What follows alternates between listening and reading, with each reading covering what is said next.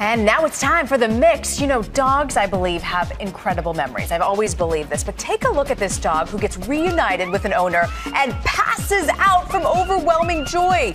See her there. She left her home in Murrysville, Pennsylvania. There's the dog. They're reunited. Apparently squeals like a pig. Yeah. They were lost for 2 years. She's in Murrysville, Pennsylvania, and there they are. They're finally back together again, and you see the dog just going crazy. And apparently they did have to take him to the vet. He was checked out, and everything is fine.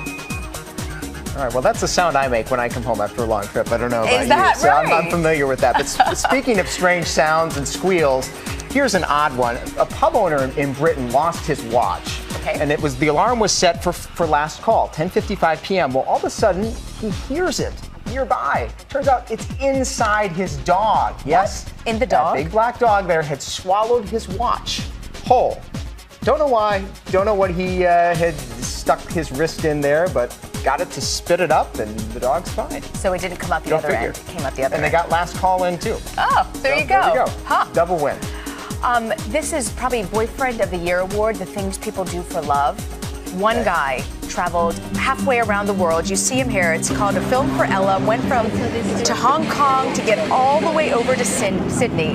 8 hours, 8-hour layover, 10-hour flight, all to surprise his girlfriend for her birthday.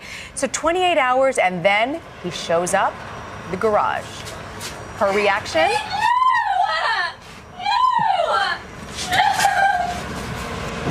And he even remembered to go to the florist and buy flowers. Tell me that's not Boyfriend of the Year It's the material. same noise the dog made. Is that right? There's a theme here today. That's right, and now he's got to fly all the way back. All right, well, finally, this guy might have the prize for worst disguise ever as a robber. Take a look. This is Belleville, Illinois. This guy accused of walking into a Circle K convenience store to stick it up, hold it up, and he's got a clear plastic bag around his head. That's supposed to protect his identity. That's right. Well, maybe he had just gotten his hair done and it was raining or something. But, I don't know. You do see that the top is open there, so he did have half a brain to keep himself from suffocating. Was his first time involved in an incident like this.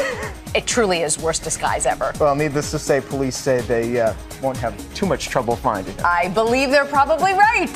So there we go.